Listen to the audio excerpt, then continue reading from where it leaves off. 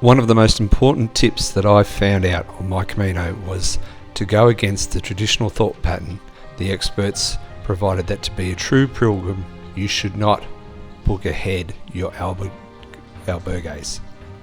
I challenge this as most of those given the advice either didn't travel in peak season, May, or have not travelled recently. 500 pilgrims a day were leaving SJPDP and many more joined along the way. The popularity of the Camino has gone to such a state, booking, especially for first timers, is essential. The caveat I'll put in place is this is for May and at the beginning and end of your journey. The meseta is different. So in order to find a bed, I knew I needed to travel out of sync with the guidebooks, all of which have logically broken down the stages into approximately 20 kilometre lengths. Today I plan to travel 29 kilometres.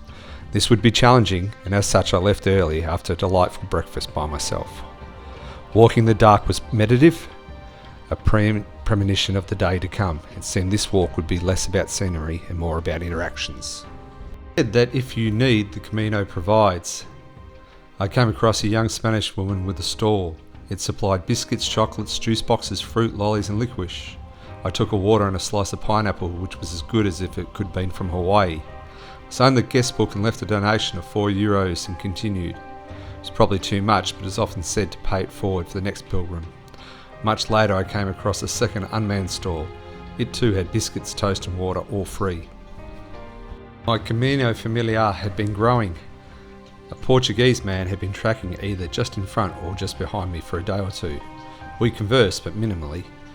Today, he was just in front of me and he shot off the path, returning with a fruit which I'd never seen before.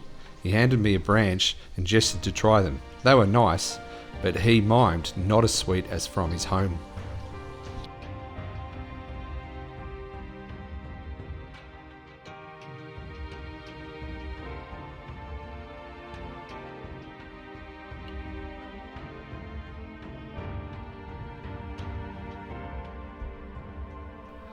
The distance went by very quickly today. I was travelling mainly on dirt paths, or the alternative was near a major highway. Both were fairly flat, which meant that the travel was not too strenuous.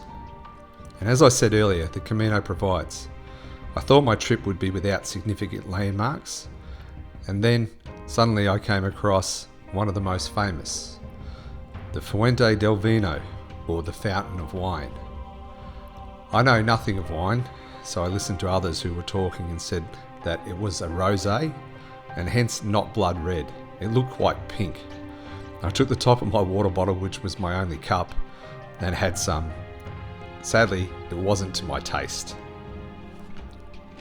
The last 4 kilometres, unfortunately, were mainly uphill, but again, the Camino provides.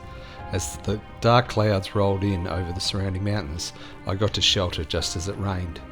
The shelter was my albergue, Hostel Pearl Negra, and Helena is the host. She's owned it for 11 years and had travelled to Australia, and on that trip met an Aboriginal man who taught her to dot paint.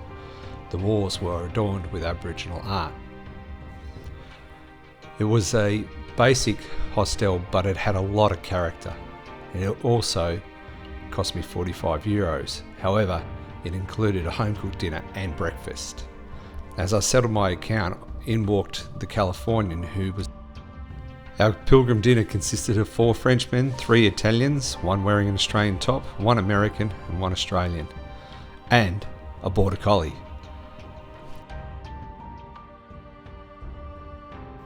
Today I'd taken 47,564 steps, climbed 38 flights and travelled 31.1 kilometres.